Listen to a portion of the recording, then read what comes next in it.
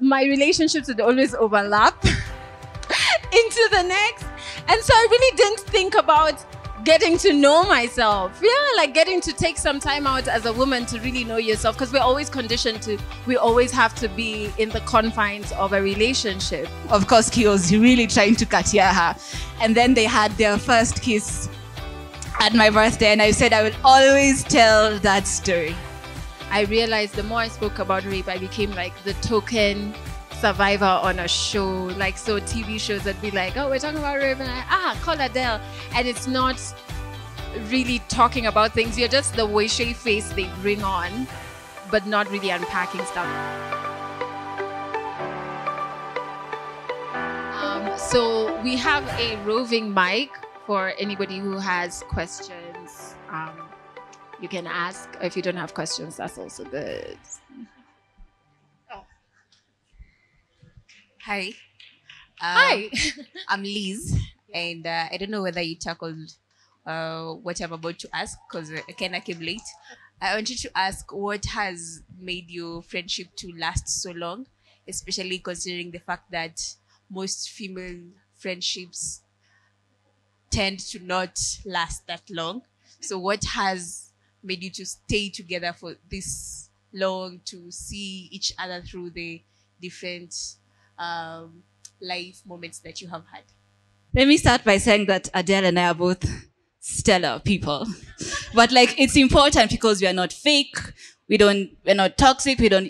If you don't have those traits, those typical traits that we see in a lot of female friendships, that cause female friendships to break down. So if you don't have them in you as it is, then they won't affect you as a person. So we are not, as in, because if there's something that really bugs me is I can't leave like my man with my friends. And I'm like, why is that person your friend to begin with in the first place? So just know who your friend is as a person. So like the things Adele said about a partner, her husband, same thing applies for friendship. How do they handle anger? How do they care for themselves? Do they have boundaries? Do they respect boundaries? If they can't do that for themselves, you can be very sure that they're not going to do that for you. We're both also very honest people.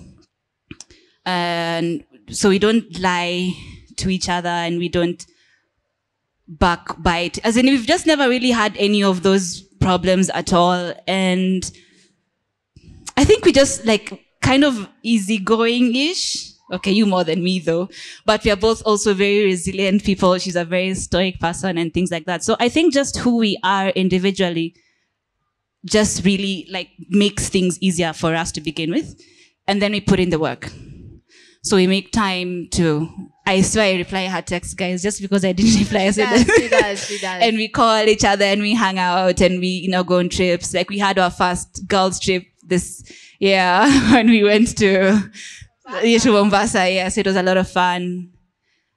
And I think it just helps how we've been through, we keep saying our journey is very similar, but different. And the one defining things, like we've both lost our moms to breast cancer. So those things have also helped to like bring us together. Yeah. And I also think that whole situation of, women are their own worst enemies, and I don't have any female friends because they just have drama. So I just kick it with the boys and stuff. I just feel like it is just nonsense and it's almost like propaganda by someone, and not to be like a conspiracy theorist, but I'm like somebody in like a basement somewhere is just like how to make women hate each other. But it's not, women are not their own worst enemies or their, they don't make good friends. It's the personality of the person, because then you go, I've been in workspaces where the person who's backstabbing you is a guy. Right? Or is like doing some funny nonsense is a guy, and the person who comes to your aid is a chick.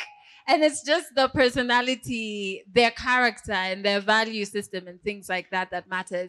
And how open, I really think it's important. Life is hard, right? And so it's so important to have like a good, wholesome support system, even if it's like two people. That's so important to have. And they could be a guy, they could be a girl. But it's just how do you pick that person? What values are very important to you? Is it honesty? Is it all of those kindness? Are they empathetic? Because also, if you go and want to be BFFs with the mean girls, and then it can only end in one way, in one way, somebody's gonna be mean, right? So it's picking those right character traits for your friendships. Hi. So Val's sister. Hi. Hi. So I think just to expand on her question, being International Women's Day, and then you're both like people can see being International Women's Day, and then both like people can see y'all are strong women, independent women. So what would you like define as that distinctive woman's characteristic that just make women so powerful in general? Yeah, so bossy in general. That's such a good question. Oh my God. So I have something to say about strength and all of those terms, right? So two things. One is that I always thought strength is presented in one way. So like the women, so Wangari Maathai, and she's like on the front lines and fighting, like physically being ejected from the spaces she's trying to protect. And then I was like, that is a strong woman. And so what that communicated to me was like, I mean, I'm not strong. Like, like I'm not doing that. I'm not on the front lines or whatever. My strength doesn't look like what a woman's strength has been defined in society, until I realized, and I used to keep saying this, I was like, oh my God, my strength is different. It's subtle, but it runs so deep. Like it's really anchoring. It's there. It's not in your face, but it's really there. And so even characteristics for a woman, I think it's to define how that term manifests for you, right? Because your strength might not look like my strength. Like me speaking out on my story may say, okay, that's a strong woman. And me who's not talking about my story, that means I'm weak. No, yours might be defined differently. And then also, still on strength for women, there's, we have to be careful with this whole women are strong and resilient. It's a trap sometimes, because then we get put into situations where instead of us addressing the issue, we're like, strength of a woman. Look at how she rose above that man who ditched her with like 4 kids. Or she rose above being fired while she was on her maternity leave. Such a strong woman. When I'm like, hey, she didn't need to have to be strong in that situation. That situation didn't have to exist in the first place, right? So it's just, and how we can be clear about those things is if we take back ownership of defining those characteristics for ourselves. So yes, I want to be strong. And then you're like, no, I think I am strong. Yeah, my strength manifests in no. Yeah, that's what I think. I think just define stuff for yourself. I think for me, mom was the strongest person that I knew. And I always say it's not a coincidence that she was born on International Women's Day, because for me, she embodies everything that a woman, what women are praised for. My mom, she was beautiful, she was strong, she was caring, she was funny, she was loving. But as I grew older, I also got to learn that that doesn't mean she wasn't flawed. That doesn't mean she didn't make mistakes. And it's fine. Like, it's okay to say my mom was flawed, because we all are. So when I think of strength and a strong woman, for me, that's very easily my mom. For me now, on the other hand, I used to think, in fact, I like to say I'm the second strongest person I know after my mom. And I like to define myself. I remember when I learned the words resilience and stoic. So resilient was me and stoic was Adele, because how she'll go through stuff and she won't show it until like much later. But me, I'll go through and bounce back from it very quickly. So I used to say I'm a strong, resilient woman. But now that I'm crying all the day, all the time, I'm like, but now am I not strong anymore? I don't think know. You are. I think only strong people allow themselves to feel. I genuinely believe it's only because it demands so much from you to confront your feelings that you've got to be strong enough to feel and to allow yourself to say, today I'm not feeling okay, right? I don't want to say it's a cowardly thing to bottle it up, but that's the word that comes to mind. It's the easiest thing to just be like, suck it up, put on a face, like, but if somebody asks you, how are you doing today? I'm just like, hey, today's tricks. Today is, don't ever ask me that question because you'll be there for, today is my mom's birthday and I'm just there. Yay. But it's strong people are the ones who allow themselves to feel, I think. So keep crying. My question is about the rape. I didn't know you're a rape survivor. So I was asking, if you want to help someone heal, what do you normally do? Do you just talk about your experience? Because you've said most of the time when they call you, maybe on TV, they just want the washe, kind of a thing. So how will you help a survivor? Um, so I think I had to get to a level of healing for myself first to actually be clear enough about how I would want to help a survivor. And I keep saying this is that, so my late mom really encouraged me, but more like forced me to go for therapy. And that was a saving grace for me because I learned that when it comes to trauma, you actually have to do some intentional things under the guidance of a trained professional to deal with the trauma. That's not something that you can do yourself from the word go. And so are the kids clapping for me? Yeah. And so I moved from a Juakali approach to healing. And I'm still battling with it. Because I used to, like, if you come and tell me you're a survivor, I'm just like, oh my God, we need to quickly put you into therapy. Or we need to, like, who's a lawyer? Who can do free services, pro bono services? And I used to try and like solve the entire situation, which I cannot do as a one person. I cannot do it if it's a Juakali approach. I can only do it if it's a sustainable project, which is why then I came up with Safe 247. And so it's basically like a free group therapy program for women who have survived rape. And so what we're doing is this. I'm just going to share this because I'm so proud of how intentional we are in addressing rape. So we raised funds. So I did a fundraiser. People raised funds. And then we got volunteer psychologists. Like they had to interview to be volunteers. Send in your CV because these are doctors, right? And you're trusting people who have experienced trauma with them. And so then they sat down and they said, when we're dealing with trauma, these are the three pillars that we're looking at. We're looking at stabilization, grief and mourning. We're looking at reintegration. Okay, so how do we break that down into sessions? Do the sessions have homework? Right? So healing is that intention, like homework, even therapy, like there's homework. Okay, so there's worksheets that the survivors will get and blah, blah, blah.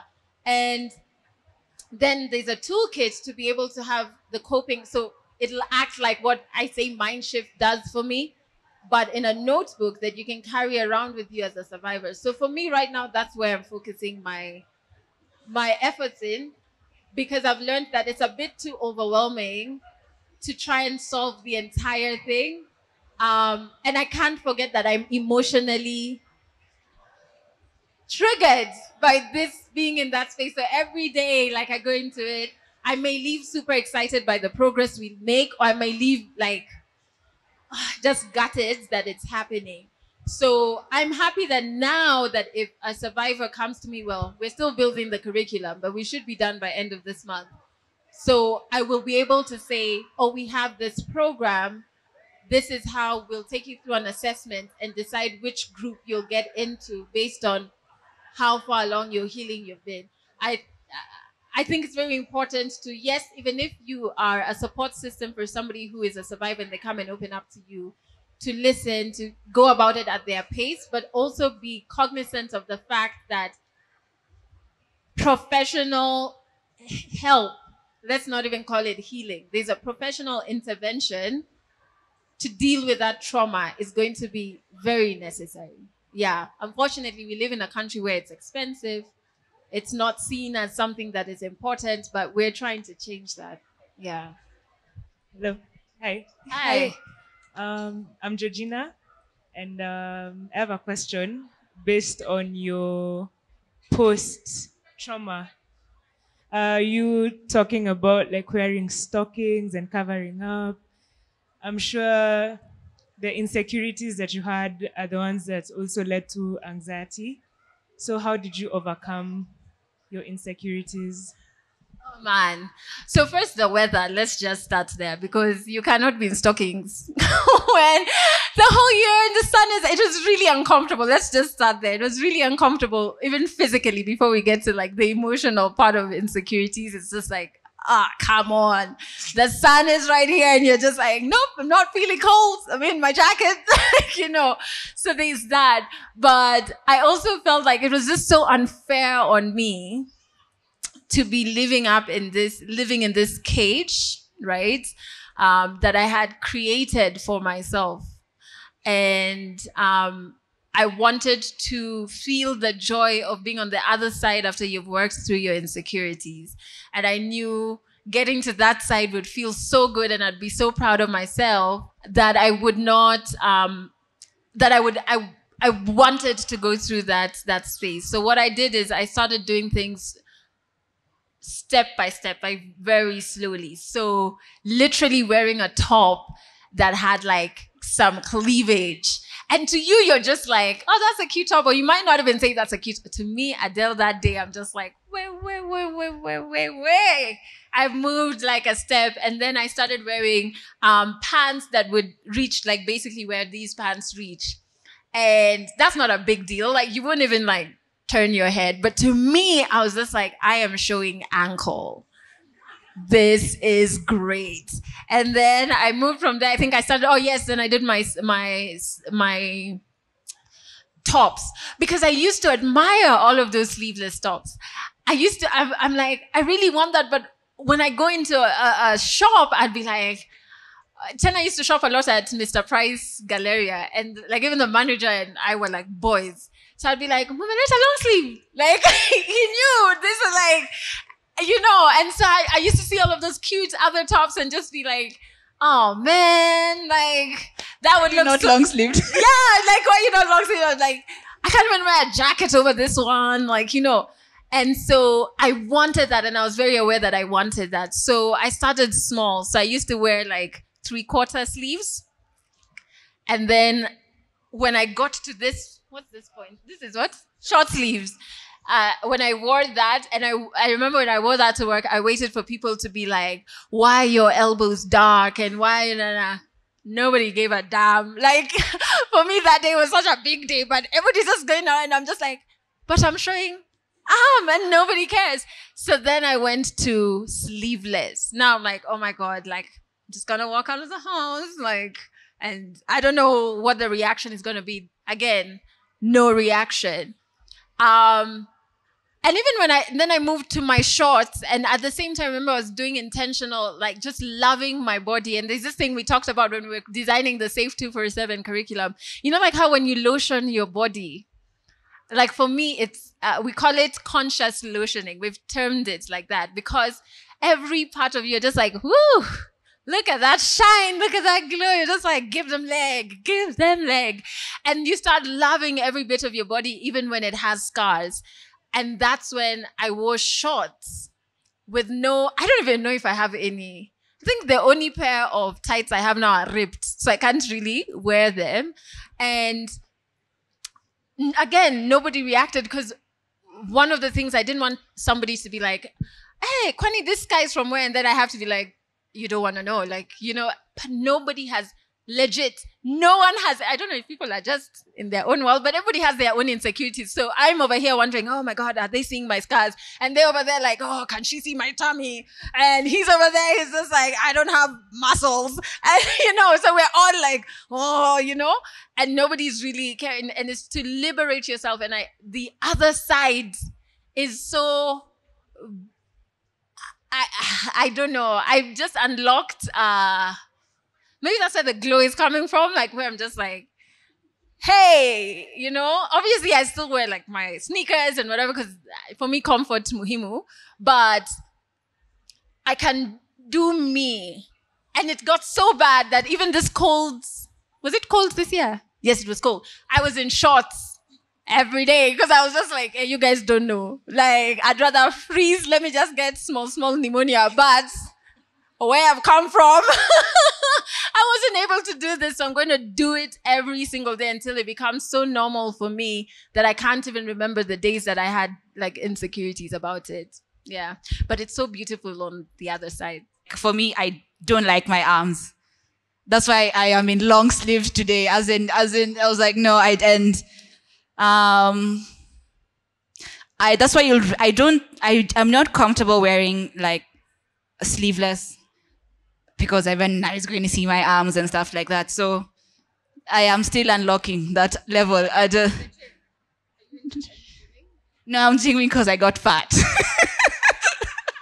No, I had hit like 80 kgs, guys. I was like super fat. And my mom used to tell me how I look like I've been put for baking powder. So for me, it's such a huge thing that I am trimmed down now.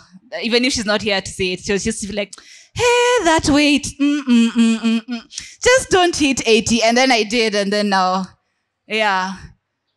But being in the gym has helped with my like self-confidence, because first of all, I feel like super strong when I'm like squatting with heavy weights or deadlifting, whatever it is, and I'm like, men in the gym come up to me and they're like, your form, yo, that's G weight class or whatever it is, and I'm like, yeah, thanks. So it has helped a bit with that. Then of course, like when I start to see like abs coming, so I wear crop tops a lot. Like, I work hard for this body and you all must see it. So sometimes it's a bit of fake it until you make it. Like, my crop tops are sleeveless and I don't like how I look, but I'm like, you know what? I'm trying to get to the point where I'm like, this is the only body I have. And even if I don't think there's any plastic surgery for reducing muscular arms, so like, even if I wanted to do plastic surgery, it's tough shit for me, you know, as in, so it's just, I'm trying to get to the point where I, it's the only body I have, so I can't change it. Yeah, you can't change it. So we wrap it up. Wow, this was so fun. I had so much fun and I was so nervous today, my God. I thought like 10 people would come. But I think one thing that we love having is like real and raw conversations. So for us to do it together is a plus. For us to do it together on your mom's birthday is huge, I think. And on International Women's Day is also huge. And for us to open up ourselves like this to you and you to be responsive and listening is, it's just amazing. It's definitely one of those things that I'll remember for as long as I can remember, because my memory. But yeah, we just want to, before we wrap up, I would love you guys to be able to check out Val's blog because it's so good. It's what you need right now. Like, you're feeling kidogo empty. Yeah, that's what you need. And so, IG page is still private. I've been working on that. But Twitter is not, so you can follow her on Twitter, which is @MissLuile, and yeah, Instagram is also MissLuile, and the blog is luiletheleo.com. Yeah, luiletheleo.com. And she just writes about her experiences, some of which she shares with you today. So around mental health, around navigating grief. I've done a guest post, I think, last year. And so just check it out. It's pretty dope. And then the second thing is to thank Two Rivers for allowing us to have this crazy idea. You know, not only having a talk, but saying like, actually, can we do it with my best friend? Can we do it like an interview? And just saying yes and yes and yes to all of that. It's nice that they believed in us enough to let us execute this so beautifully today. And then thirdly, thank you. Yeah, just thank you. I don't want to cry because I have false lashes on. I don't want to be a meme and just have one hanging. I'm sorry, I just thought of this one meme that is like the funniest meme. It's this chick. She's American and she has like one lash. The one where she's like, I don't want to be that chick, so I'm not gonna cry. I just you just end it. Haya. She's going to cry. I swear, don't worry. The thing about Adele is, I don't know why, but the thing about Adele, I don't know why, but she always gets so surprised when she sees a turnout like this. Let me tell you, she thought no one was coming. I told her, my sister, my cousins, my boyfriends, first of all, I need like 10 seats. Then I'm like, I don't know how many people are going to come from you, because I sent her a photo of the setup. I'm like, it looks small. And I was right. They've had to add benches and add benches. People are sitting like, she's always gets so overwhelmed, even with perspective and stuff. She thinks people won't come. And it's always a full house. And I think you need to start believing more in how much of a powerhouse you are and how much of an inspiration you are. As in, let me tell you, just wait and observe. Everybody's going to want to go, oh my, you've done this for me, you've touched me this way, you've done this to me, you've done this in that way.